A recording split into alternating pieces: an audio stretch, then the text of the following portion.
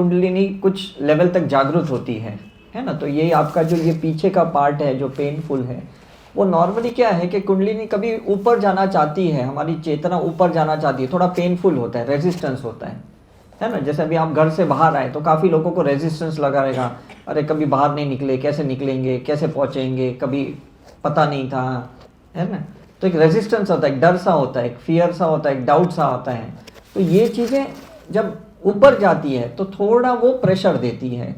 और जो कलर की मैं बात करूं, जो आप सेंस कर रहे थे, यहाँ क्या है ना, ये गोल्डन टेम्पल की जो एरिया है, ये जो प्रीमाइसिस है ना, वो एक्चुअली गोल्डन येलो फायर की है। नॉर्मली क्या होता है कि एक प्योर फायर की एनर्जी होती है जो मैनिफेस्टेशन के लिए काम करती है, और एक गोल्डन येलो फायर होती है जो हमारे मोक्ष निर्वाणा के लिए काम करती है। तो ये यहाँ पे ये दोनों एनर्जीज हमारे लिए बहुत इजीली अवेलेबल हैं। आपको अगर चाहे तो आप बॉडी में स्ट्रेंथ क्रिएट कर सकते हो काम के लिए, जिसको हम पोटेंशियल एनर्जी कहते हैं साइंस में। और आप चाहे तो आपको मोक्ष निर्वाणा की अगर इंटेंशन, इच्छा रखोगे तो भी यहाँ पे प्राप्ति होगी। तो ये यहाँ का एक फ़ायदा है, क्योंकि आप देखो कि यहाँ जो लोग भी हैं, यहाँ बहुत पोटेंशियल लोग हैं, मतलब बहुत एनर्जेटिक लोग हैं यहाँ पे। ओनली बिकॉज यहाँ बाबा जी की ब्लेसिंग है, यहाँ टेंपल की प्रीमाइसिस है, गुरुद्वारा का इतना पावर है, जो चैंटिंग होती है, जो लोग इतनी श्रद्धा से यहाँ पे पाठ करते हैं, तो इनके ऑरा में यहाँ शक्तिपात होना ये सबसे बड़ा भाग्यशाली बात है करके। सेम ऐसे ही मैं ऋषिकेश में देखता हूँ, सेम वैसे मैं वृंदावन में फील करता हूँ कि ऐसे कुछ जगहों पे इंडिया में ऐसी है कि हमारी शक्तिपात हो गई, मतलब बहुत बड़ी बात हो गई। अब हमारी चॉइस होती है कि यहाँ से जाने के बाद हमें डिज़ायर्स, ड्रीम्स को मैनिफेस्टेशन करना है सिर्फ, या हमें अपने आत्मा को नेक्स्ट लेवल पे लेके जाना है, मोक्ष के लेवल पे लेके जाना है। ये हमारी चॉइस होती है। तो जैसे आप इंटेंशन डालोगे सिंबल्स के ज़रिए, आपका मैनिफेस्टेशन तो होगा ही, बिकॉज आपको एनर्जी तो मिल गई है यहाँ पे। लेकिन उसके बाद आपका नेक्स्ट लेवल ये होना चाहिए कि आप मूव करने को आने चाहिए, उस चीज़ से डिटैचमेंट भी होना चाहिए कि चलो ये चीज़ तो मिल गई, अब मुझे नेक्स्ट क्या। डोंट गेट स्टक समवेयर, है ना। बच्चे यहाँ पढ़ाई करते हैं, अब्रॉड जाते हैं, उसके बाद वहाँ सोचते अरे वाह कितना अच्छी सैलरी मिलती है, कितनी मतलब अच्छी स्केल है, और उसके बाद फिर एक टाइम पे उनको लगता है हम स्टक हो गए, वो डिप्रेशन में आ जाते हैं। स्पेशली आप लंदन के लोग देखो, इज राइट, मैंने सिंगापुर में भी देखा है, यूएस में भी काफ़ी हद तक मैंने देखा है। बिकॉज नेक्स्ट क्या, फिर उसका मिल तो गई चीज़ें, घर तो मिल गया, गाड़ी मिल गई, इतनी अच्छी सैलरी मिल गई, जॉब मिल गई, पार्टनर मिल गया, जो भी चीज़ें हो गई, उसके बाद क्या, नेक्स्ट क्या। तो ये सिंबल्स आपको काम में आएंगे, आपको वेव फॉर्म में रखने के लिए। हर बार कुछ नई तरंगे निर्माण होगी, जो भी आप फील कर रहे थे वैसी ही तरंगे कंटिन्यूसली आपके अंदर जाती जाएगी, और कुछ नई आइडियाज़, नए थॉट्स, नई इंटेंशन, नई डिज़ायर, नई ड्रीम, नई मैनिफेस्टेशन, नए एक्सपीरियंस करते करते लाइफ आगे बढ़ती जाएगी। कहीं आपको डिप्रेशन या एंजाइटी जैसा कुछ नहीं होगा। अभी क्या है ना, पास्ट का बहुत फियर है, डाउट है, और बहुत सारे ट्रॉमास है पास्ट के, और उससे हम जब तक छूटेंगे नहीं ना, तो प्रेजेंट में अच्छे से नहीं जी पाएंगे। और बहुत सी फ्यूचर की चिंताएं हैं, एंजाइटी है कि क्या होगा मेरा भविष्य का, मेरे फैमिली का क्या होगा, मेरा क्या होगा। तो इसलिए हम प्रेजेंट में नहीं रह पा रहे। तो जब भी आप ऐसी प्रैक्टिस करने बैठ जाओगे, हीलिंग करोगे, साइकिक सर्जरी करोगे, स्पिरिचुअल प्रैक्टिस करोगे, आप प्योरली उस मोमेंट में प्रेजेंट में रहना सीख लोगे। ये सबसे बड़ा फायदा है। और जो इंसान उस मोमेंट में अगर प्रेजेंट में रह लिया ना, बहुत हो गया। जैसे परसों में 2-3 घंटे लाइन में खड़ा रहा, और मैं हीलिंग कर रहा था, अपने स्पिरिचुअल प्रैक्टिस कर रहा था, लेकिन जैसे मैं अंदर पहुंच गया बाबा जी के यहाँ पे, एक समय के लिए तो मैं एकदम शून्य हो गया। मतलब कुछ सुध बुध ही नहीं रहा, ना सिंबल जा रहे थे, ना कुछ चैंटिंग हो रही थी, बस ऐसे लग रहा था बस मैं और वो मर्ज हो गए हैं, वो चेतना मर्ज हो गई है, राइट। तो वो फ्रैक्शन ऑफ द मोमेंट की जो फीलिंग होती है ना, वो आपकी लाइफ ट्रांसफॉर्मेशनल फीलिंग होती है। और यही शक्तिपात में यहाँ पे होता है कि कुछ लोगों को भले कुछ भी फील नहीं हुआ, कुछ भी सेंस नहीं हुआ, डजेंट मैटर, लेकिन वो साइलेंटली शक्तिपात हुई, वो साइलेंटली प्रोसेस हुआ, साइलेंटली ट्रांसफॉर्मेशन हुआ। जो लोग सेंसिटिव होते हैं उनको आपके जैसे कुछ ना कुछ फील होगा कि ऐसे हुआ, दर्द हुआ, कलर दिखाई दिया, वैसे हुआ। और कुछ लोग सेंसिटिव बिल्कुल नहीं होते। मुझे तो 2 साल तक तो कभी कोई फीलिंग नहीं आई। जब मैं 98 में सीखा, मैं बार बार अपने सर को कह रहा था कि सर मुझे फील नहीं हो रहा, लोगों को इतना दिख रहा है, इतना फील हो रहा है। बोले तू डॉक्टर है, तू बहुत लेफ्ट ब्रेन यूज़ कर रहा है, इसलिए तू लॉजिकल है। मैंने कहा ये थोड़ी एक्सक्यूज़ होता है, इज इट राइट? कुछ तो फील होना चाहिए, कुछ तो लगना चाहिए कि नहीं। आप सर पे हाथ रखते हो, मुझे कुछ नहीं होता, कोई वाइब्रेशंस नहीं आते, कोई हॉट सेंसेशंस नहीं आता है, लेकिन वो कह रहे तू प्रैक्टिस कर। मैंने कहा ठीक है चलो मैं करता हूँ। जैसे हम फिजिक्स में, मैथमेटिक्स में एक चीज़ सीख लिए थे, क्या अज्यूम करो कि ये शायद है, तो हमने अज्यूम किया और करते करते वो रिजल्ट पे पहुंच गए। और जब रिजल्ट मिलना शुरू हो गया तो वो लॉजिक भी खत्म हो गया कि भाई कुछ भी फील नहीं हो रहा तो क्या फर्क पड़ता है, इज इट राइट? आप दूध को गर्म करने के लिए गैस पे रखते हो या पोटैटो को कुकर में रखते हो या चावल को रखते हो, थोड़ी कुछ फील होने वाला है, वो अपना प्रोसेस तो अपना होने ही वाला है, राइट? जब आप वो देखते हो तो भाई हाँ ये गर्म हो गया, हाँ ये उबल गया या ये सॉफ्ट हो गया, बस that is the transformational process.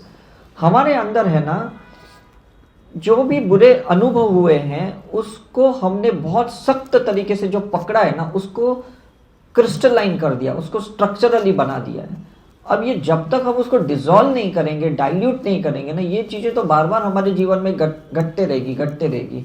लोग धोखे देते रहेंगे, तकलीफ देते रहेंगे, पेन देते रहेंगे, क्योंकि वो चीज़ें अंदर एकदम पकड़ के रखी है करके, है ना? जैसे गूगल के अंदर कैसे मैप्स होते हैं, राइट? अभी मैंने जो एक थार खरीदी है उसमें इनबिल्ड मैप है, तो कभी भी उस इनबिल्ड मैप में भी कुछ भी एड्रेस डालो ना, वो सही जगह पे पहुंच जाते हैं, उसको नेटवर्क की ज़रूरत नहीं पड़ती। तो हमारे अंदर भी ना कुछ इनबिल्ड ट्रॉमास है, इनबिल्ड अजम्पशंस है, इनबिल्ड इल्यूजन्स है, इनबिल्ड डिल्यूजन्स है, इनबिल्ड हेलुसिनेशंस है। इनको डिसॉल्व करने के लिए ये हीलिंग, साइकिक सर्जरी करनी ही पड़ेगी आपको। जब तक इसमें से फॉर्मेट करोगे नहीं, डीएनए में से निकालोगे नहीं, आपका नया लाइफ बन ही नहीं सकता, कुछ नया तो जीवन में हो ही नहीं सकता। Is it clear? वो पैटर्न तो चलती रहेगी। काफ़ी लोग बोलते हैं ना, अरे हम इतने साल बाद ये देश में आए, कितना ये बदल गया, इधर मॉल हो गया, फ्लाईओवर हो गया, सब बोलते हैं, बहुत तारीफ करते हैं। एंड में जब वो ट्रैवल करते बोलते यार लेकिन सड़कें तो नहीं सुधरी, रोड तो ऐसी है, तभी भी खड्डे थे 20 साल पहले, आज भी वैसे ही है। मतलब ये गवर्नमेंट की पैटर्न है जो अर्थ लेवल पे चेंज ही नहीं हो रही है। और जो बिजनेसमैन है, जो बहुत बड़े बड़े बिल्डर्स हैं, वो टॉप लेवल के ऊपर की चीज़ें बना लेते हैं, टावर्स, मॉल्स, ये सब बना लेते हैं, फ्लाईओवर सब बना लेते हैं। अर्थ लेवल की चीज़ जो गवर्नमेंट ने पकड़ के रखी है ना, वो सुधार ही नहीं रहे। अब डिफरेंस समझ में आ रहा है? पुलिस स्टेशन में जाते हैं तो जल्दी कार्रवाई नहीं होती है, गवर्नमेंट की हॉस्पिटल में जाते हैं तो जल्दी ट्रीटमेंट नहीं होती है, गवर्नमेंट की स्कूल्स में जाते हैं तो वो हाई लेवल की एजुकेशन नहीं होती है। मतलब कहीं पे ट्रांसफॉर्मेशनल वहाँ बेस लेवल पे है ही नहीं। तो बच्चे जब बड़े होते हैं, जब पढ़ लिख लेते हैं, जब उनको अब नेक्स्ट टॉप लेवल की कोई चीज़ चाहिए और उन्हें लगता है अभी भी बेस तो यहाँ सुधरा ही नहीं, यहाँ रह के क्या मतलब है, तो वो कनाडा, यूएस भाग जाते हैं, यहाँ से यूके मुके चले जाते हैं, बिकॉज अब उनको नेक्स्ट लेवल का कुछ चाहिए। तो आप सोचो कि भगवान को भी आप नेक्स्ट लेवल के चाहिए, आप उसी लेवल के इंसान नहीं चाहिए, नहीं तो वापस आपको नीचे भेज देंगे। भाई मैंने 2-4 काम के लिए तुझे भेजा था, तूने तो सेवा ही की नहीं, तूने कर्म क्लियर ही नहीं किया, जा वापस वही उन्हीं की सेवा कर, उन्हीं के साथ कर्म क्लियर करके। तो ये साइकिल रिपीट होती है कि नहीं? Is it right? मैंने भी यही सोचा, अगर मैं मेडिकल प्रैक्टिस करता तो शायद 20-30 साल तो कंटिन्यू कर ही लेता मैं, है ना? लेकिन ये मेरी पैटर्न बन जाती थी कि क्लिनिक पे जाओ, बैठो, उसी पेशेंट्स को अटेंड करो, वही दवाई दो, वही इंजेक्शंस, वही सर्जरीज, यही चीज़ें, वही डिलीवरीज करो, मतलब वही चीज़ें तो रिपीट होता। पैसा बहुत बन जाता मेरे पास, लेकिन नया सीखता कहाँ, कुछ एक्सपीरियंस तो मिलता नहीं। दवाइयों के बारे में एमआर लोग बताते हैं, बीमारियों के बारे में तो ऑलरेडी हमारे मेडिकल सिलेबस में हमें बता दिया, ये सिम्टम्स है, ये डायग्नोसिस है, ये पैथोलॉजिकल इन्वेस्टिगेशन का ये कंक्लूजन है, बस इसी के आधार पे आपको पूरा प्रैक्टिस करना है। तो यहाँ तो कोई क्रिएटिविटी नहीं निकली बाहर, कोई इंटेलेक्चुअल पार्टी बाहर नहीं निकला। वही पुराना जो डेटाबेस था, उसी डेटाबेस से हम उसको डायग्नोस करते हैं, उसी से हम इलाज करते हैं, पेशेंट मर भी जाते हैं तो हमें कोई फर्क नहीं पड़ता। हमारी अंदर से कोई ऐसी क्रिएटिविटी नहीं निकलती, यार ये मैं कैंसर के पेशेंट को कैसे बचाता, हम सोचते ठीक है बहुत मर गए, ये भी मर गया, क्या फर्क पड़ता। अब समझ में आ रहा है आपको? तो don't be monotonous in your life. आप जो भी कुछ कर रहे हो ना, आप हाउस वाइफ हो, बिजनेस कर रहे हो, जॉब कर रहे हो, रिलेशनशिप में हो, उस चीज को ना नई तरीके से करने की कोशिश करो। शायद लोग नहीं बदलेंगे, लेकिन अंदर की ऊर्जा बदलनी चाहिए, अंदर के विचार बदलने चाहिए, अंदर के परसेप्शंस बदलने चाहिए, नज़रिया बदलना चाहिए। और जब वो बदला ना तो लगता है कुछ एक एक्साइटमेंट आएगा, एक एनर्जी आएगी, है ना। जैसे एक बच्चा होता है, छोटे खिलौने से खेलता है, थोड़े टाइम के बाद वो खिलौने को देखता भी नहीं है, फिर एक नया खिलौना आ गया, उसके साथ बहुत खेलता है, फिर एक्साइटमेंट क्रिएट होती है, फिर तीसरा खिलौना के साथ खेलता है। तो माइंड भी कैसा है ना, उस बच्चे के जैसा है जिसके अंदर एक इनर चाइल्ड है, इनोसेंसी है। और एक माइंड है ना मंकी के जैसा है जो छलांगे मारता है। जो छलांग मारता है ना उसके लिए साइकिक सर्जरी करनी पड़ेगी, और जो बच्चे के जैसा अंदर दब गया है ना उसके लिए हीलिंग करके वो इनर चाइल्ड को एक्टिवेट करनी पड़ेगी। ये दोनों प्रोसेस आपको साथ में करने पड़ेंगे, क्योंकि कहते हैं ना माइंड इज मंकी, अगर मंकी को कंट्रोल नहीं करोगे तो वो आपको कंट्रोल करेगा। करते कि नहीं, कि भाई जब हम खाली बैठे रहते तो ज़्यादा विचार आते, जब ध्यान में बैठते तो ज़्यादा विचार आते हैं, क्योंकि वो मंकी अंदर छलांग मारता है, ये थॉट से वो थॉट, वो थॉट से वो थॉट, लेफ्ट ब्रेन से राइट ब्रेन, राइट ब्रेन से लेफ्ट ब्रेन, ऐसे छलांग मारते रहता है वो, राइट, और हमें डिस्टर्ब करते रहता है। इसलिए काफ़ी महिलाएं, मैं हमेशा टॉक में कहता हूँ कि गाड़ियाँ नहीं चला सकते, ट्रैवल कार नहीं चला सकती, क्योंकि राइट ब्रेन से वो जीते रहते हैं, और driving is a left brain.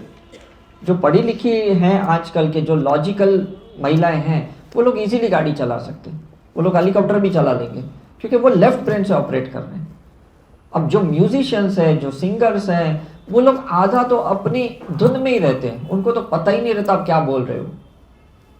मेरे साथ काफ़ी बार ऐसा होता है, जब मैं कुछ क्रिएटिविटी में अपना ख्यालों में चले जाता हूँ, कोई कुछ बोलता है, मुझे समझ में नहीं आता ये क्या बोला, मैं अपनी उस सोच में खो जाता हूँ, क्योंकि अंदर कुछ ना कुछ मेरी थिंकिंग चलती है, क्रिएटिविटी, आइडियाज़ चलती रहती है, और सामने वाला कुछ बोलता है। बहुत देर के बाद मुझे एहसास होता है कुछ तो बोल के गया, क्या बोला उसने। तो वो होश में रहना बहुत इंपॉर्टेंट है, वो अवेयरनेस में रहना वो बहुत इंपॉर्टेंट है। और जब से मैंने ये प्रैक्टिस सीरियसली शुरू की इतने सालों से, अब मुझे समझ में आ रहा है कि मुझे बस ऑब्जर्वेशन में रहना है, मुझे थिंकिंग में नहीं रहना है, मुझे डूबना नहीं है, मुझे सिर्फ देखना है कि ये क्या चल रहा है।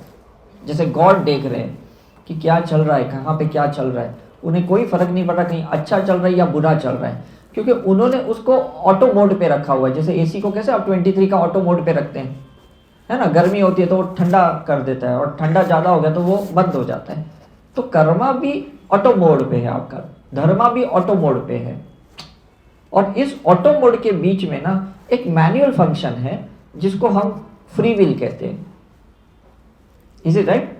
तो वो फ्री विल में कैसा है ना, हम थोड़े पंखे को एडजस्ट करते हैं एसी के, इज इट राइट, थोड़े स्विंग को एडजस्ट करते हैं, थोड़े डायरेक्शन ऑफ द एयर को एडजस्ट करते हैं। ये फ्री विल होता है कि नहीं?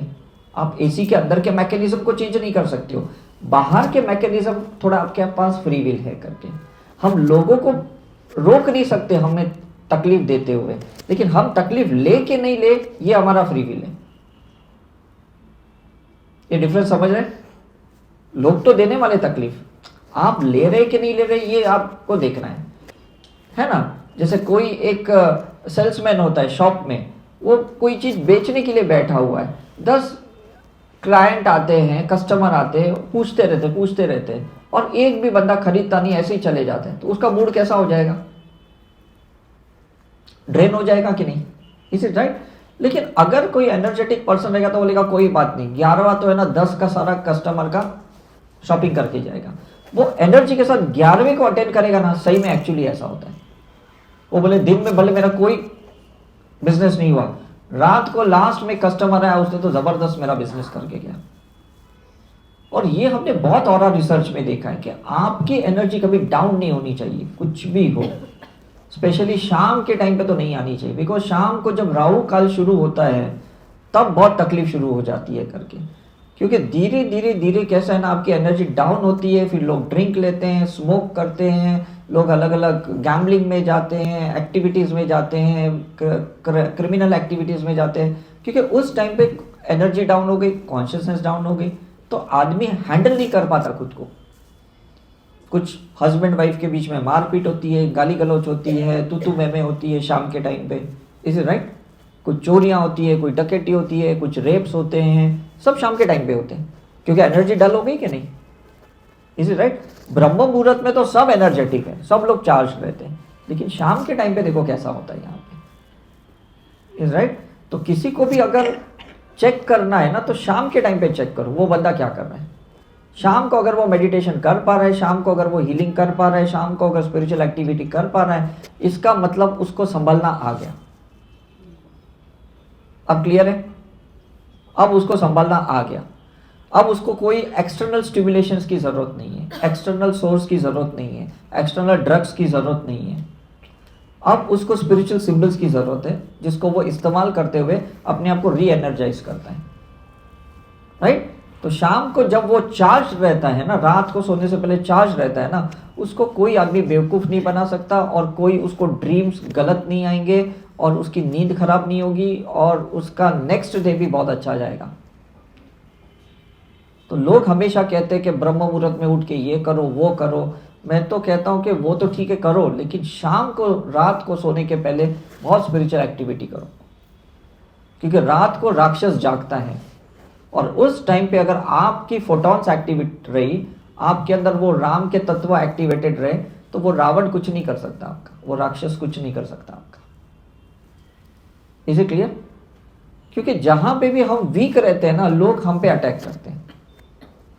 तो आप मैक्सिमम इन्वोकेशन में रहो, मैक्सिमम सिंबल्स की चैंटिंग करो, आप जो भी वाहे गुरु करते हो उसकी भी चैंटिंग साथ में लगातार करो, बिकॉज दोनों चीज़ें बहुत इंपॉर्टेंट हैं। मैंने कल ही आपको कहा, एक रिलीजन और एक सिंबॉलिज्म है ना, एक धार्मिक एक आध्यात्मिक, दोनों चीज़ें बहुत इंपॉर्टेंट है आपकी लाइफ में। दोनों चीज़ें करना है। रिलीजन इसलिए करना है क्योंकि जो संत गुरु जो मोक्ष प्राप्ति हो गए, उन्होंने कैसे प्राप्त की उस चीज़ को हमको समझना है ना, वो हमारे रोल मॉडल है सोल के। और स्पिरिचुअलिटी इसलिए करनी है ये जानने के लिए कि वेयर डू आई स्टैंड, मैं कहाँ खड़ा हूँ। मैं अभी 10% खड़ा हूँ, 20% पे हूँ, 25% पे हूँ, 30% पे हूँ, 35%। मुझे पता तो चले कि उनके कंपेयर में मैं कहाँ खड़ा हूँ। Is it clear?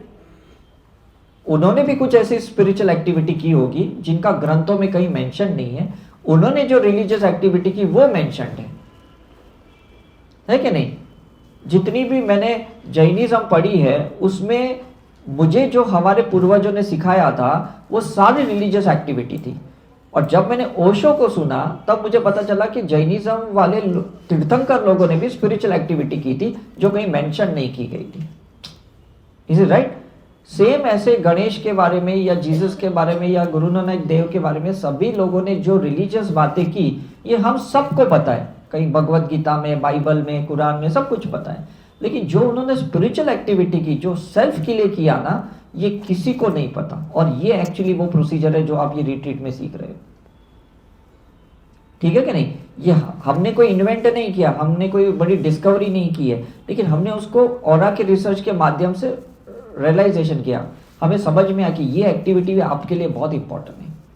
क्योंकि लोग है ना एक टाइम के बाद आपको छोड़ देते हैं। मैंने देखा है कैसे छोड़ते हैं, मैं आपको बता रहा हूँ। लोग कहते हैं ना शांति से बैठ लो, ध्यान में बैठो, ऐसे कहते लोग, लेकिन उसके बाद क्या करना? शांति से बैठ के शांति अंदर नहीं आ रही, ध्यान में बैठ गए, ध्यान नहीं लग रहा। अब क्या करना ये तो मुझे बताओ। ये कोई नहीं बताता। वो कहते हैं कि बस आप अपना अंदर का जाति स्मरण करो, सेल्फ रियलाइजेशन प्रोसेस करो, अपना ट्रांसफॉर्मेशन प्रोसेस करो, अपने आप को चेंज करो। लेकिन कैसे करना? कुछ तो टूल्स चाहिए, कुछ तो टेक्निक चाहिए कि नहीं?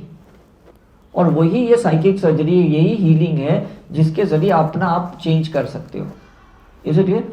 तो ये एनर्जी मेडिसिन है। अब तक तो केमिकल मेडिसिन के बारे में आपने बहुत कुछ सुना है, ये एनर्जी मेडिसिन है।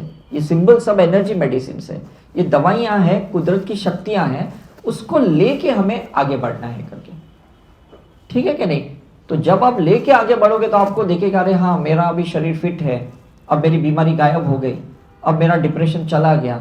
मतलब फिजिकल लेवल पे भी चेंजेस आएंगे, मेंटल इमोशनल लेवल पे भी आएंगे, और सोल लेवल पे भी लगेगा कि नहीं अब मुझे लगता है मैं ऊपर वाले के बहुत नज़दीक हूँ, मैं बहुत नज़दीक हूँ। धीरे धीरे you have to come close to them. उस कोई रिच पर्सन के क्लोज में नहीं जाना है कि हाँ मैं भी अब धीरे धीरे अंबानी बन रहा हूँ। हमें किससे क्लोज में जाना है? उसके क्लोज में जाना है। उसके लिए ये सारी एक्टिविटीज करनी है आपको। है ना।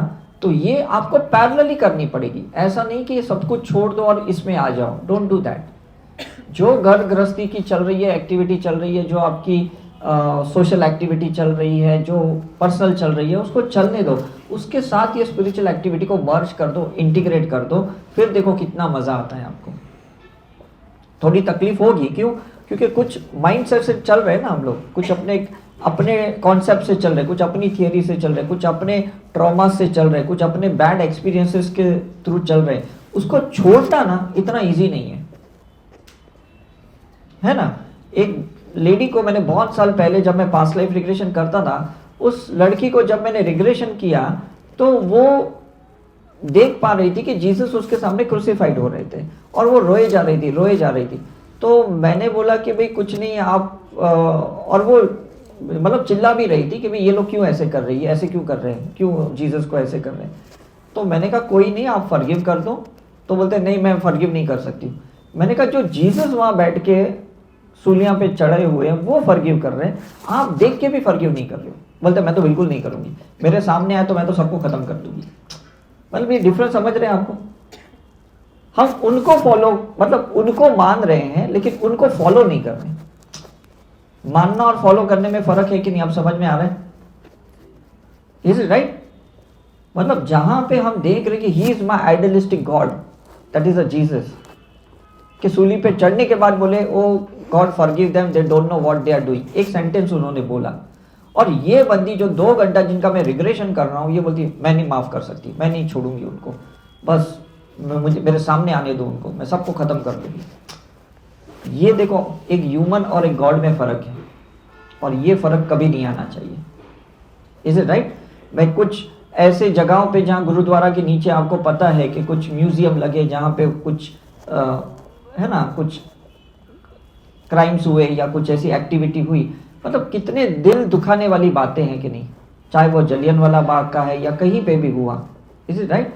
तो वो सारे लोग हमारे जैसे हैं, ऐसा नहीं कि वो लोग अलग हैं, लेकिन उनकी जब कॉन्शियसनेस नीचे आती है तब उन्हें पता ही नहीं चलता वो क्या करते हैं। और वो सभी धर्मों के लोगों में है, सभी जाति के लोगों में है, चाहे वो क्रिश्चियनिटी है, जैनिज्म है, बुद्धिज्म है, कोई भी लोग। तो it's matter of your choice, it's not matter of that religion. और लोग रिलीजन के नाम पे लड़ रहे हैं। रिलीजन थोड़ी कोई किसी को सिखाता, मुझे बताओ सिखाएगा कभी? कोई सिखाएगा? मुझे बताओ।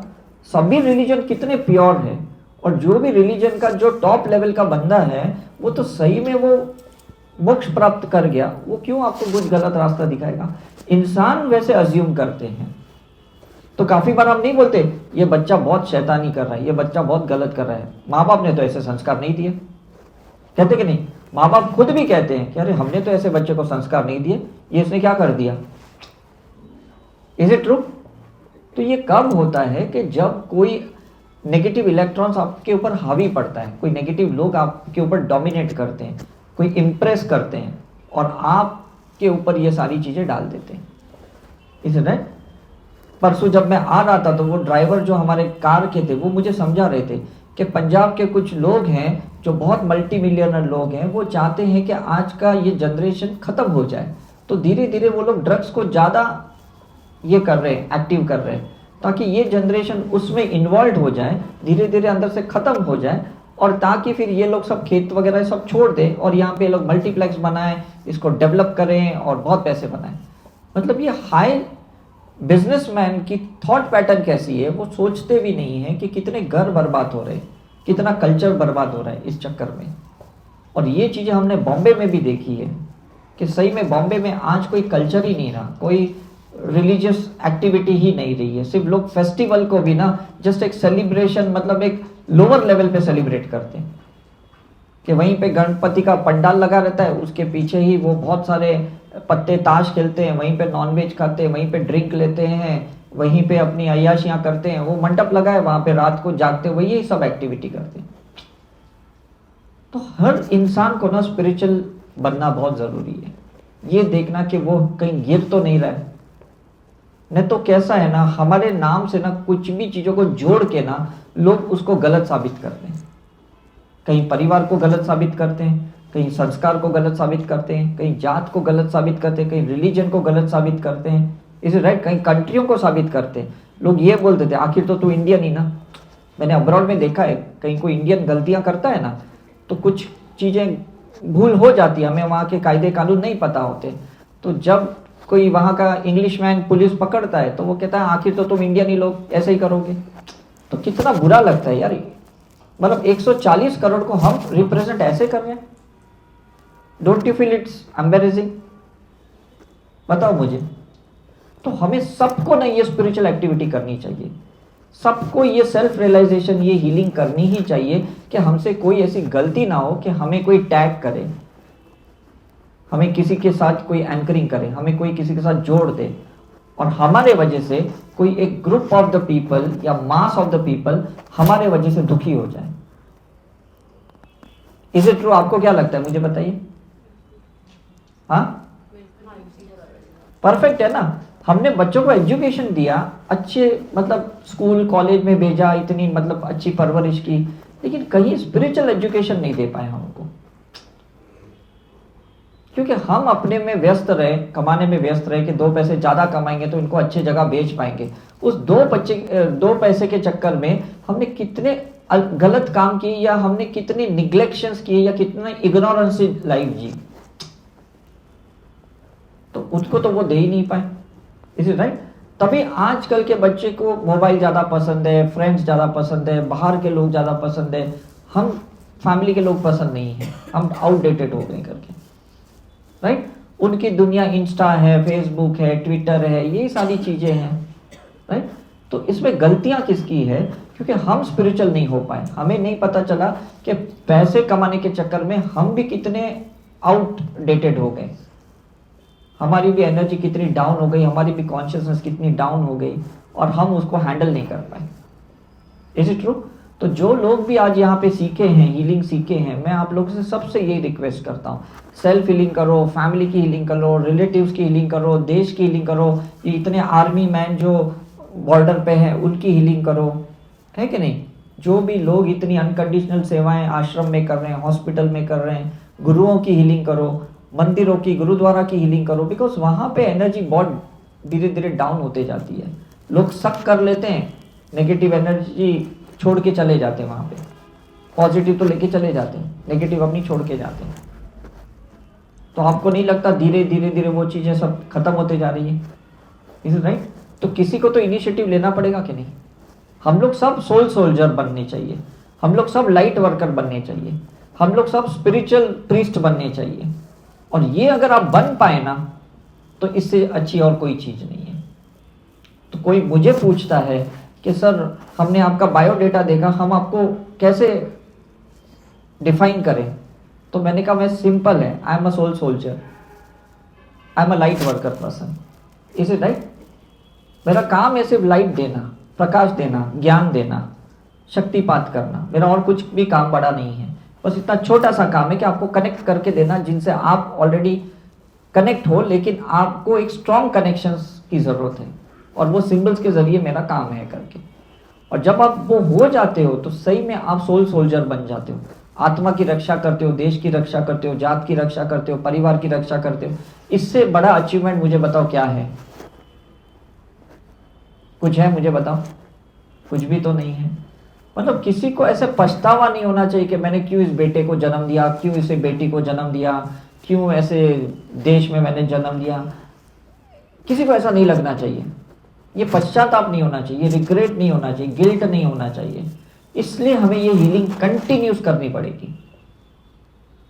आपका मतलब डेस्टिनी अलग रखो कि भाई मुझे ये सारे ना इश्यूज को ना अपने अंदर से नहीं, समाज से निकालना है, तो आपकी हीलिंग कभी बंद नहीं होगी। आप सिर्फ अपने पर्सनल रिजल्ट के लिए नहीं इसकी हीलिंग मत करो, नहीं तो रिजल्ट मिल जाएगा प्रैक्टिस छोड़ दोगे, और रिजल्ट नहीं मिलेगा तो भी प्रैक्टिस छोड़ दोगे। बोलेगा कि नहीं मुझे रिजल्ट ही नहीं मिला, क्या प्रैक्टिस करके फायदा। और रिजल्ट मिल गया तो बोलेंगे अब करने की क्या जरूरत है, मैंने इसके लिए तो सीखा था, इसके लिए तो मैंने इन्वेस्ट किया था, अब तो ये मुझे रिजल्ट मिल गया। तो मैं दोनों प्रकार के लोगों को देखता हूँ अपनी लाइफ में। Be the third person, don't do any spiritual activity for your personal results. मैं आपको सच्ची कहता हूँ, मैंने कभी नहीं किया।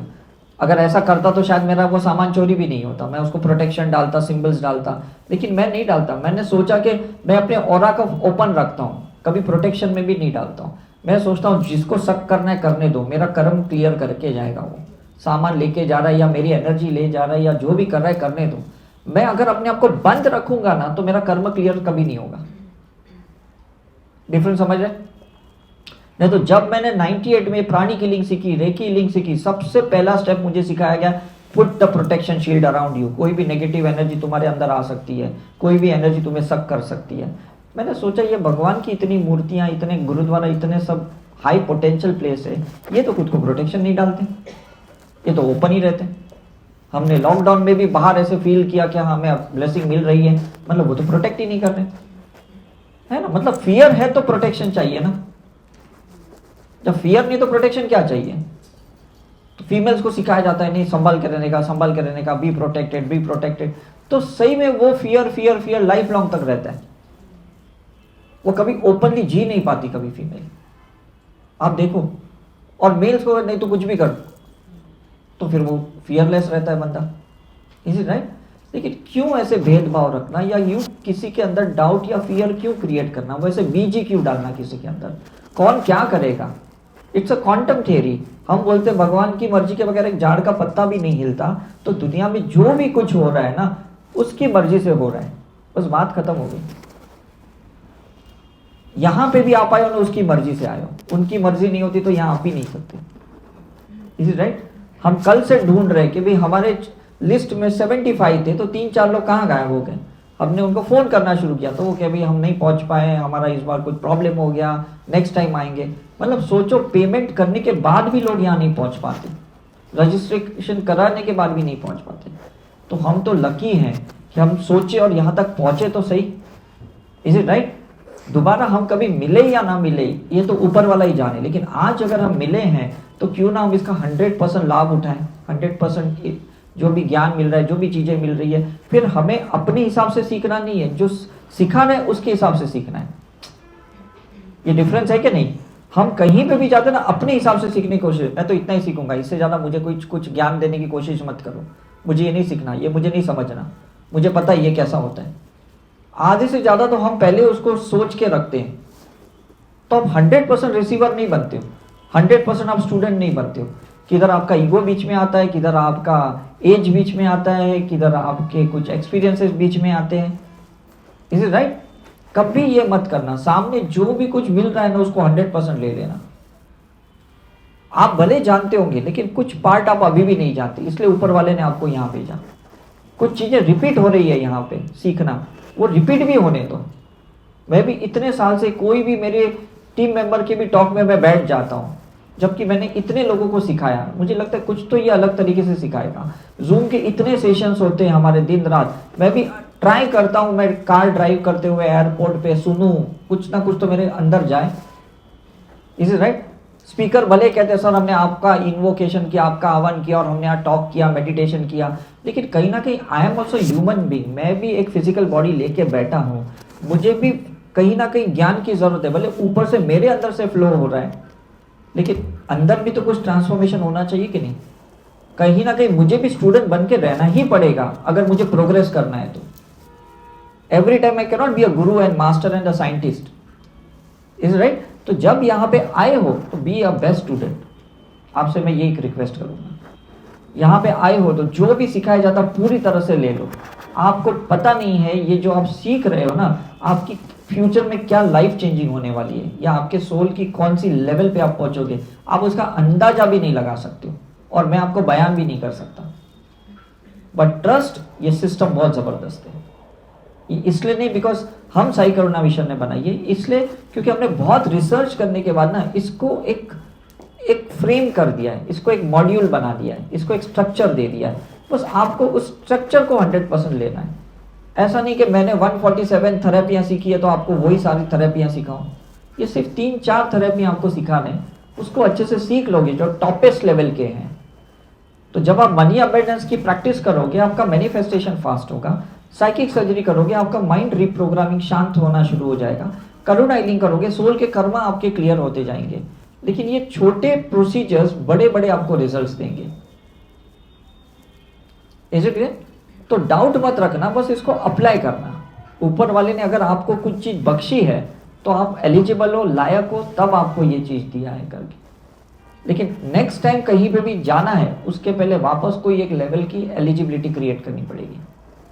चाहे आप हमारी रिट्रीट में आओ या और किसी की रिट्रीट में जाओ, डजेंट मैटर, लेकिन उसके पहले अपने अंदर वो एक एक्साइटमेंट, एक जिज्ञासा, एक थर्स्ट, एक भूख क्रिएट करनी पड़ेगी नॉलेज के लिए, तब आप जा पाओगे। अदरवाइज आपको लगेगा ये बहुत एक्सपेंसिव है, ये ना टाइम वेस्ट है, मतलब ऐसी चीज़ें माइंड में आएगा। क्यों आएगा? क्योंकि आप ज्ञान ले नहीं रहे हो, सरस्वती माँ को एक्सेप्ट नहीं कर रहे हो और लक्ष्मी माँ को ज़्यादा इंपॉर्टेंस दे रहे हो, तो आपको लगेगा मैंने बहुत ज़्यादा ही खर्च कर दिया, मैंने बहुत ज़्यादा ही खर्च कर दिया। Is it right? जिनको भी पता है एक मुखी का रुद्राक्ष इतना महंगा है, लेकिन जिसको उसका इंपॉर्टेंस पता है ना, तो वो आदमी कहीं से भी ढूंढ ढूंढ के भी ना, नेपाल वेपाल कहीं पे भी जाके लेके आके वो पहन लेगा। वो ये नहीं सोचेगा ये कितना महंगा है करके। बाकी लोगों को पता है ये महंगा है, तो वो सोचेगा नहीं मैं लायक नहीं हूँ, मेरे पास इतने पैसे नहीं है, ठीक है नेक्स्ट टाइम देख लेंगे, तो वो कभी वो रुद्राक्ष खरीदेगा ही नहीं। सेम जेम स्टोन्स का है, क्रिस्टल्स का है, सेम ये रिट्रीट का है। लोग सोचे कि नहीं बहुत एक्सपेंसिव है, मुझे नहीं लगता है इतना पैसा खर्च कर सकते। पहले उसका वैल्यू समझो, फिर आपको महंगा नहीं लगेगा। ठीक है कि नहीं? जो आदमी उसकी वैल्यू समझते हैं ना, वो सिर्फ कुछ लोग होते हैं जो स्टेटस के लिए चीज़ें करते हैं, भाई गाड़ी खरीदते, मकान खरीदते, लेकिन कुछ लोग एक्चुअली उसकी वैल्यू समझते हैं। और वो लोग जब उसमें जाते हैं ना, तो वो सही में लाइफ को एंजॉय करते हैं, क्योंकि उसकी वैल्यू समझने के बाद वो चीज़ ली है उन्होंने। तो आप लोग भी वही बनो कि इस सिस्टम की वैल्यू समझो और इसमें से फिर बहुत कुछ नया नया निकालो। तो आपको लगेगा मैंने 15-20 हज़ार डाले, लेकिन मैंने 15-20 लाख रुपए बचाए प्रैक्टिस करने के बाद। जो मेरे साथ लाइफ में बुरा होने वाला था उस सब चीज से मैं बच गया। Is it clear? कभी मुझे लगता नहीं ये फ्लाइट टिकट बहुत महंगी है, जैसे अभी मैं अमृतसर डायरेक्ट आने वाला था, तो मैंने सोचा ये 21,000 की फ्लाइट टिकट है, ज़्यादा महंगी है। तो नॉर्मली तो मैं सोचता हूँ ठीक है कोई फ़र्क नहीं पड़ता, चलो मुझे वहाँ पहुँचना इंपॉर्टेंट है। लेकिन कभी कभी मैं सोचता हूँ कि अगर मैं ब्रेक जर्नी करूँ, जैसे इस बार मैंने ब्रेक जर्नी की कि चलो मैं दिल्ली जाता हूँ, वहाँ पे एक द्वारका में एक इवेंट करता हूँ, 3-4 घंटे लोगों को कुछ एक मनी अबेंडेंस का या वननेस का कॉन्सेप्ट सिखाता हूँ, उसके बाद चंडीगढ़ जाता हूँ। तो मुझे लगता है ये मुझे तकलीफ हुई जर्नी करने में, लेकिन लोगों को तो बीच बीच में फ़ायदा हुआ कि नहीं? अगर मैं डायरेक्ट आ भी जाता 21,000 की टिकट लेके, मेरा तो कंफर्ट रहता, लेकिन लोगों का थोड़ी फ़ायदा होता। तो कहीं ना कहीं अपना कंफर्ट तोड़ना पड़ता है लोगों को फ़ायदा देने के लिए। Is it right? थोड़ा कंफर्ट तोड़ना पड़ता है और लोग यही नहीं कर रहे। कोई पूछता है ना पानी लेके आ, कौन लेके आएगा, चल तू उठ, मैं तो बैठ गया, मैं नहीं उठ सकता। तो कहीं ना कहीं छोटी छोटी चीज़ का कंफर्ट उठ के नहीं मैं लेके आता हूँ। Is it right? तो ये सेवा भाव छोटी छोटी करोगे ना, तो ये बड़ी बड़ी स्पिरिचुअल एक्टिविटी में आपको बहुत रस आएगा, बहुत मज़ा आएगी। लेकिन ये छोटी छोटी एक्टिविटी नहीं करोगे ना, तो लाइफ में कभी आगे नहीं जा पाओगे। आपको लगे क्या बोरिंग है, ये क्या करना। Is it true? अपनी एनर्जी को एक एक्टिवेशन चाहिए, पैसिव एनर्जी को एक्टिव एनर्जी चाहिए। वाइब्रेशन मोड पे रहना है, कभी भी हमेशा तैयार रहना, चलो मैं करने को तैयार हूँ, है ना। कल मुझे एक थॉट आया डिनर के वक्त, और मैंने जसप्रीत जी को कहा कि सुबह आपको गुरुद्वारा लोगों को ले जाना है। मुझे पता था कि उनके लिए बहुत टायरिंग था कल का दिन भी, और सुबह उठ के वापस ले जाना, और इतने मतलब रात भर उन्होंने सोई नहीं, तो भी सबको लेके गए जिन्होंने कहा चलो हम चलने को तैयार है। मैंने कहा पता नहीं ये लोग वापस आएंगे कि नहीं, हमें मिलेंगे कि नहीं, आपको इतना अच्छा मौका मिल रहा है इनके साथ दर्शन करने का, प्लीज़ आप चले जाओ करके, है ना। इसी तरह से हम लोग हमारे टीम मेंबर गंगा स्नान करते हैं, या शिरडी के मंदिर में हम साथ में जाके दर्शन करते हैं, या बाके बिहारी वृंदावन में करते हैं, बिकॉज ये मौका मिलता है। सिर्फ हमें सिखा के प्रोफेशनल नहीं बनना है, हमें आप लोगों के साथ भी ना वो ब्लेसिंग लेनी है जहाँ पे भी हम जाते हैं। Is it right? हम इतने मतलब सिर्फ वो नहीं है कि बस हमारा काम इतना ही है, इससे ज़्यादा हम क्यों आपको मिले, या क्यों आपसे बात करें, या आपके साथ क्यों हम दर्शन के लिए जाएं। वो हम ऐसे रेस्ट्रिक्टेड नहीं हो सकते और ऐसे कंफर्ट में नहीं रह सकते हम लोग, ठीक है कि नहीं। तो ये आपको थोड़ी थोड़ी चीज़ें चेंजेस आपकी लाइफ में लानी पड़ेगी, कि कहीं पे भी अच्छी जगह पे जाओ, आप लोगों को साथ ले जाओ, कि हो सकता है कि आपका थोड़ा फ़ायदा हो, उसकी शायद लाइफ भी चेंज हो जाए, है ना। जितने लोगों ने भी वहाँ जाके मत्थे टेके, तो डेफिनेटली कुछ ना कुछ तो उनको अच्छे वाइब्रेशंस आए, उसके बाद यहाँ शक्तिपात हुई, तो कुछ तो फ़र्क लगा कि नहीं आपको? टेल मी ऑनेस्टली, है ना। तो बी दैट पर्सन के ओपन माइंडेड, चाहे कहीं से भी अपॉर्चुनिटी मिल रही ना, ठीक है थोड़ी नींद कम कर लेंगे लेकिन दर्शन तो करके आएंगे कि नहीं, व्हाट्स रॉन्ग इन इट। तो कहीं आपको हीलिंग के लिए जल्दी उठना पड़े, कहीं आपको थोड़े अपने एक्टिविटी छोड़ के साइकिक सर्जरी के लिए बैठना पड़े, do it, it's always valuable, it's always profitable. Is it okay? So मुझे लगता है काफ़ी चीज़ें समझ में आ गई है आपको। मैं क्यों समझा रहा हूँ, बिकॉज ये मेरा अपना रिसर्च है, मैं अपना पर्सनल आपसे मैं शेयर करने की कोशिश कर रहा हूँ कि जो चीज़ें मैंने लोगों के अंदर बदलाव देखे हैं ना, वो आपके अंदर भी आ सकते हैं। बस आज यहाँ तक पहुँचे, यहाँ पे चीज़ों को एंड मत करना, इसके आगे आपकी जर्नी बहुत आगे जा सकती है अगर आप सोचो तो। मैंने 98 में जब सीखा था, 9 लोग थे और बाकी के 8 लोग जो मेरे साथ थे, जो मेरे सर के पास ये सब सीखे, आज उनमें से कोई प्रैक्टिस नहीं कर रहा है। मैं जब भी मेरे सर को पूछता हूँ, वो बोलते हैं हाँ उदय उसने छोड़ दी। मैं उनको पर्सनली भी जानता हूँ, वो बोलते नहीं यार हमें कोई मज़ा नहीं आया, ये क्या ये सिंबल विम्बल प्रैक्टिस करना, ये हमारे तो दिमाग में नहीं घुसा। लेकिन जब मेरे सर कहीं पे भी इवेंट करते हैं, वो कहते हैं कि उनके 30,000 स्टूडेंट है, उसमें से बेस्ट डॉक्टर उदेश आए, तो मुझे लगता है चलो मेरे वजह से मेरे सर को कितना गर्व हो रहा है। Is it right? उनकी जितने भी मैगजीन्स बुलेटिन्स आती हैं उसमें वो मेरे नाम मेंशन करते हैं, मेरे केसेस को वो डॉक्यूमेंट करते हैं, टेस्टिमोनियल के रूप में सेंड करते हैं। तो उनके स्टूडेंट जब मुझे मिलते हैं तो बोलते हैं अरे आपके सर तो हमेशा आपका नाम लेते हैं, आपका एग्जाम्पल देते हैं। तो मुझे लगता है अरे वाह, इससे और अच्छी बात क्या हो सकती है, क्या आपके गुरु आपका नाम ले रहे हैं। Is it right? तो कल कोई बच्चा बोलेगा ना, अच्छा ये आपके माँ बाप है, अरे वाह क्या आप अच्छे बच्चे को आपने जन्म दिया, तो बच्चे को कैसा लगेगा कि चलो मेरे वजह से मेरे माँ बाप को भी इतना अच्छा रिस्पेक्ट मिल रहा है, वैल्यू मिल रही है। Is it right? तो ये होता है कि आप अगर स्पिरिचुअल प्रैक्टिस में लगे रहोगे ना, लाइफ मेस है सबकी, लाइफ में सब नेगेटिविटी चल रही है, वो उसको अपने जगह चलने दो, उसमें ज़्यादा उलझो मत। Don't try to sort it out those things. वो चीज़ें अपनी जगह चलती रहेगी, जो दुनिया में ये सब चल रहा है, बवाल चल रहा है, अपनी लाइफ में भी चल रहा है, लेकिन साथ साथ में ये पैरेलल स्पिरिचुअल प्रैक्टिस करते रहो, उसके लिए एक जगह बनाए रखो और उसको कोई तोड़ना नहीं चाहिए। दुनिया तोड़े आप टूटे, लेकिन प्रैक्टिस नहीं छूटनी चाहिए, मैं तो कहता हूँ। Is it clear? तो देखना आपको लाइफ में कितना मजा आएगा, सही में आपकी लाइफ चेंजिंग हो जाएगी करके। एग्जैक्टली यही मैं कहता हूँ ना, जितनी आप प्रैक्टिस करोगे ना, गॉड आप तक पहुँच जाएंगे, अच्छे गुरु संत आप तक पहुँच जाएंगे। तो इससे बड़ी चीज़ और क्या हो सकती है। मुझे काफ़ी लोग ऐसे क्वेश्चन पूछते हैं कि डोनेशन करना चाहिए कि नहीं, गरीबों को देना चाहिए कि नहीं, मंदिरों गुरुद्वारा में पैसे डालने चाहिए कि नहीं, क्योंकि आजकल सुना है बहुत गलत तरीके से इस्तेमाल करते हैं। मैंने कहा आपके भाव अच्छे हैं देने के वक्त, फिर आपको दिमाग ही नहीं लगाना है। आपने देते वक्त ये सोचा कि किसी का भला हो, बात खत्म हो गई। फिर वो उनका आउटलुक है कि वो क्या करें, it's not our business. Is it right? हम खाना बनाते हैं तो ये सोचते हैं भाई किसी के, कोई इंसान के पेट में जाए। अब कोई इंसान नहीं खाता है और कल जब बच जाता है और हम किसी जानवर को खिलाते हैं, तो वो जानवर की भी कितनी दुआ हमें काम में आती है, क्योंकि हमने एक्स्ट्रा बना दिया और ह्यूमन एक लिमिट के बाद खाता नहीं है। Is it right? तो आपने भले नहीं सोचा होगा कि आपका खाना जानवर तक जाए, आपने तो सोचा घर वालों खाने चाहिए। तो ये होता है when you think without any condition, जैसे अभी इन्होंने बताया, तो गॉड तो अनकंडीशनली आपकी सर्विस को पहुंचाने के लिए तैयारी बैठा हुआ है। तो वो ना समझ नहीं आता कि नहीं, मैंने कहा ना, आज जो आप कर रहे हो ना, ये नेक्स्ट लाइफ के लिए कर रहे हो, इसलिए कभी भी गलती से भी ना प्रेजेंट लाइफ की जो आपकी सेवा है या जो आपकी प्रोसेस है ना, उसको कर्म से टैली मत करना कभी। मैंने बहुत पास्ट लाइफ रिग्रेशन की है, मैंने समझ गया हूँ कि पिछले जन्मों के कर्म का अभी लेखा जोखा होता है, अभी का किया नेक्स्ट लाइफ में होता है।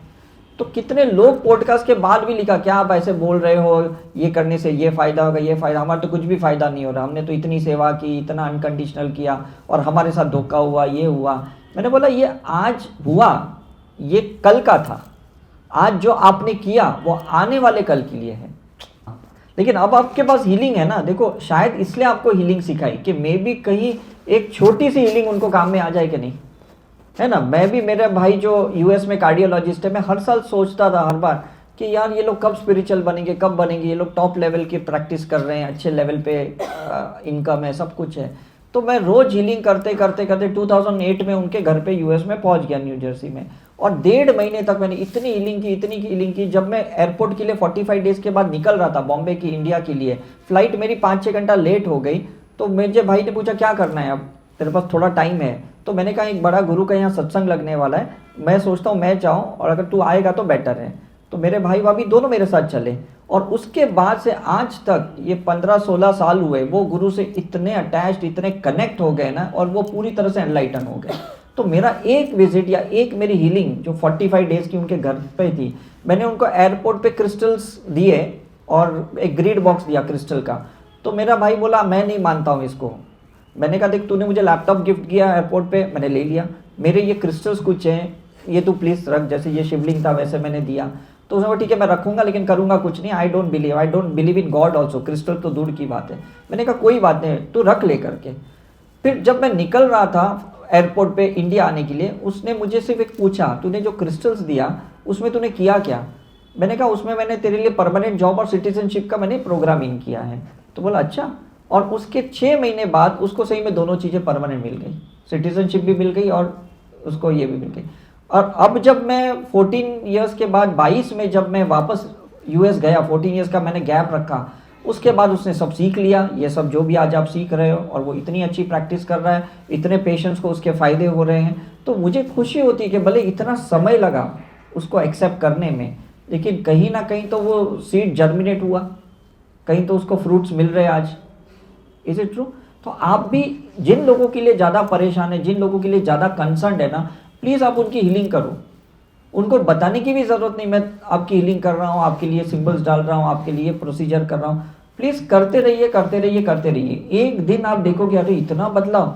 क्रेडिट लेने की ज़रूरत नहीं है और बोलने की भी ज़रूरत नहीं है, ये अनकंडीशनल सेवा आपकी तरफ से उनके लिए चाहिए, क्योंकि संस्कार तो ऑलरेडी आपको पेरेंट्स ने अच्छे दिए हैं, लेकिन कुछ टेक्निक टूल्स होते हैं जिसके ज़रिए हमें रिजल्ट मिल सकते हैं। तो इससे अच्छी और चीज़ क्या हो सकती है? मे बी उनके वजह से आप यहाँ पे हो, आप उनके लिए दर्द जो महसूस कर रहे हो, तो ऊपर वाले ने आपको यहाँ पे एक दवा के रूप में ये सिंबल्स दे दिए, ये शक्तिपात दे दिए। ये जो आप कह रहे थे मुझे यहाँ दर्द जैसा महसूस हुआ, वो शायद मेमोरी उन्हीं की यहाँ पे होगी, कि जब वो मेमोरी रिलीज होती है तो बहुत पेनफुल होती है। Is it right? तो ये आपको पता नहीं चलेगा कि आपकी प्रैक्टिस से कितने लोगों का फायदा हो रहा है, ये आप सोच भी नहीं सकते हो। बिकॉज कुछ लोगों को तो आप जानते हो बायोलॉजिकली, लेकिन कुछ लोगों को तो आप जानते भी नहीं है। वो सोल्स कनेक्टेड लोग कहाँ कहाँ हैं? जैसे जब मैंने पॉडकास्ट रिलीज किया, आज 14 मिलियन व्यूज हो गए उसके। अब मुझे पता ही नहीं कि कितने कंट्रियों में लोगों ने देखा। लोगों ने पाकिस्तान, बांग्लादेश, कहाँ कहाँ से मैसेजेस, फ़ोन सऊदी से की, और लोग आ भी गए फिजिकली मुझे मिलने के लिए पॉडकास्ट के बाद। तो मुझे तब थोड़ी पता था कि मैं ये जाऊँगा और ये 1 घंटे के पॉडकास्ट में इतना बड़ा हंगामा होगा। Is it right? So you keep on doing it. आपको पता नहीं चलेगा आपकी ये सीड्स कहाँ पे किसको काम आने वाली है। That's very important. देखो मैं तो कहता हूँ कि जैसे अभी मैं ये क्रिस्टल्स पहनता हूँ और मैं ये क्रिस्टल्स हाथ में रखता हूँ, ये इससे बड़ा प्रोटेक्शन कुछ नहीं हो सकता स्फटिक का जो होता है, सिलिकॉन डाइऑक्साइड। अब इसमें ऐसा है ना कि जो भी हमें तकलीफ हो रही है किसी के वजह से, वो एक्चुअली हमारा भी कोई एक अनहील पार्ट है। ऊपर वाला उन्हीं को हमारे पास भेजता है जिनका एक्टिव प्रॉब्लम है, जिसको हम एक्यूट केस कहते हैं मेडिकल साइंस में, और कहीं कहीं पैसिवली हमारे अंदर भी वो अनहील पार्ट है। तो हमने उसका एब्जॉर्ब नहीं किया, हमने अपने अंदर का अनहील पार्ट को ट्रिगर किया। ये थोड़ा अलग साइंस है, मैं आपको समझाता हूँ कि बहुत सारे साल तो मैंने भी यही सोचा था कि उसका मुझे आ गया। लोग बोलते हैं उसका माइग्रेन ठीक हो गया, मेरा माइग्रेन चालू हो गया, उसका नींद का प्रॉब्लम सॉल्व हो गया, मुझे नींद का प्रॉब्लम शुरू हो गया। मतलब अंदर हमारा भी कुछ अनहील पार्ट था। Is it right? जब आप बैंक से लोन लेते हो ना, तो बैंक ही हमारा ही पैसा कहीं ना कहीं घुमाती है। Is it right? बैंक का अपना तो पैसा होता नहीं है। आपका एफडी लगाएगी और मुझे होम लोन दे देगी, आपको 7% दे देंगे, मुझसे वो 8.5% ले लेंगे। Is it right? तो ऐसा नहीं है कि कोई बाहर से चीज़ें आपके अंदर आई है, अंदर से ट्रिगर हुई है। तो ये परीक्षा है कि भाई तुमने उसको तो हील कर दिया, अब खुद को हील करो। अगर वो बंदा नहीं आता तो आपका ट्रिगर कौन करता? सोचने वाली बात है कि नहीं? Is it right? तो ये क्वांटम थियरी है कि आपकी जो काउंटर पार्ट है उसका एक पार्ट है और दूसरा पार्ट आपके पास है। आपने जब उसको हील किया, उसका तो हील हो गया, आपका काउंटर पार्ट एक्टिवेट हो गया। तो या तो क्रिस्टल के थ्रू प्रोटेक्शन में रहो, आप सिंबल्स भी डाल सकते हो, नो डाउट। जैसे आपको क्रिया सिंबल सिखाया है ना, रेकी में चोकोरे सिखाते हैं या प्राणिक हीलिंग में वाइट लाइट सिखाते हैं, आप डाल सकते हो जस्ट फॉर योर सेटिस्फेक्शन। उसके बावजूद भी लोगों को तकलीफ होती है। अगर ऐसा नहीं होता तो बड़े बड़े संत गुरु बीमार क्यों पड़ते, मुझे बताओ। कितना मैं आपको लिस्ट बताता हूँ बड़े बड़े लोगों का, मैंने कितने लोगों का ऑरा किया है। इतिहास में गुरुजी महाराज भी कैंसर से, मैं वही कह रहा हूँ कितने लोगों का। कल भी मतलब चंडीगढ़ में वो मुझे दिखा रहे थे कि सर ये इतने अच्छे महाराज है, इनको थ्रोट कैंसर है, आप प्लीज़ इनका कुछ कीजिए। तो ये क्यों होता है, क्योंकि वो एब्जॉर्ब करते हैं। तो हम भी तो ह्यूमन बींग है ना, एब्जॉर्ब तो थोड़ा करेंगे, लेकिन उससे ज़्यादा अंदर की चीज़ें ट्रिगर होकर बाहर आती हैं, जिसको हम कहते हैं सरफेस पे आना। इसलिए हम लोगों की पास्ट लाइफ रिग्रेशन तब तक नहीं करते जब तक कोई हीलर नहीं बनता है, जब तक कोई हीलिंग सीखता नहीं है। इसलिए बेसिक क्लासेस के हम 1-to-1 पास्ट लाइफ रिग्रेशन नहीं करते, हम एडवांस क्लास स्टूडेंट्स के ही करते हैं, क्योंकि वो लोग पहले हीलर बन चुके रहते हैं, पहले उन्होंने बहुत अपने ऊपर हीलिंग कर ली है, फिर घड़े मुर्दों को उखाड़ने में कोई प्रॉब्लम नहीं है। नहीं तो आप लोगों की अगर हम 1-to-1 करने बैठ जाएंगे, आपकी पहले ही लाइफ कुछ नेगेटिव चल रही है और उसको सॉल्व करने के लिए दूसरी भी नेगेटिव अंदर से बाहर आएगी, आप कैसे हैंडल करोगे, है कि नहीं। एक ऑलरेडी पार्टनर आपको तकलीफ दे रहा है, आप दूसरा पार्टनर दिख जाएगा, कोई लाइफ का तीसरा पार्टनर दिख जाएगा, एक मदर इन लॉ दूसरी लाइफ की दिख जाएगी, एक को हैंडल नहीं कर पा रहे आप। Is it right. एक्साइटमेंट होता है, ग्लैमरस होता है, नहीं मुझे देखना है, मुझे देखना है, मुझे देखना है, लेकिन पहले अच्छे हीलर बनो, बहुत स्ट्रॉन्ग हीलर बनो, सोल हीलर बन जाओ, उसके बाद कोई भी लाइफ ओपन हो कोई फर्क नहीं पड़ता। आपको बताया मुझे उस सोल को कैसे हील करना, कैसे कॉर्ड डिस्कनेक्ट करना, ऐसे कंपैशनेटली उसको रिलीज करना, स्पिरिट को रिलीज करना, ये सब आप सीख जाओगे करके, ठीक है। यस, हीलिंग से एस्ट्रोलॉजी के जो टैबलेट्स के हाँ मेलेफिक इफेक्ट्स हैं, हाँ, आराम से कर सकते हैं। अभी मेरे कुंडली का ही मैंने काफ़ी बार एग्जाम्पल दिया, मुझे काल सर्प दोष है, मुझे मेरा सूर्य नीच का है, लेकिन हीलिंग करते करते वो सब चीज़ें निकल गई, ना मेरे ऑरा में आता है, ना मेरी लाइफ में कहीं उसके कोई मुझे सिम्टम्स दिखाई देते हैं। Everything is sorted out. जैसे मुझे बताया गया है, अगर मैं किसी और की हीलिंग करूंगा तो वो मेरे बेटे के अफेक्ट होगा। यस यस यस, उस चीज को कैसे उसको भी आप कर सकते, बिकॉज जैसे अभी आपने ये साइकिक सर्जरी कर ली, सीख ली, उसका रीप्रोग्रामिंग कर लेना कि अब मुझे उसका असर नहीं हो रहा है, मेरे बेटे पे भी नहीं हो रहा है ना। बिकॉज ये एक कैसा एक डीएनए ट्यूनिंग है कि जो आप करते हो लोगों को अफेक्ट होने वाले, जैसे उन्होंने कहा वाइफ को हो रहा है, आपके बेटे को हो रहा है। अब मैं तो इतने साल से कर रहा हूँ, 26 साल हुए ना, तो मेरी फैमिली में किसी को तकलीफ हुई। इनफैक्ट उन लोगों को साइलेंटली वो अपलिफ्ट हुए जो उनको भी नहीं पता, है ना। बिकॉज आपका इवोल्यूशन जैसे होता है, आपका सोल नेक्स्ट लेवल पे जाता है, उनका भी डीएनए नेक्स्ट लेवल पे जाता है। जैसे आप साइकिक सर्जरी से ये करेंगे तो वो प्लैनेट को कैसे ओवरकम कर लेंगे? नहीं, कैसा है, ये फ्रीक्वेंसी कनेक्शन है। मैं आपको एक सिस्टम समझाता हूँ कि हमारा प्लैनेट का ना लो फ्रीक्वेंसी से कनेक्शन होता है, तब हमें तकलीफ होती है। हम अपनी वाइब्रेशंस बढ़ाते ना तो प्लैनेट्स की हाई फ्रीक्वेंसी से कनेक्शन बन जाता है। Is it right. पहले आपके 2G था, अभी समझो 5G है, तो अभी हाई कनेक्शन आ गया कि नहीं आपके पास, ठीक है कि नहीं।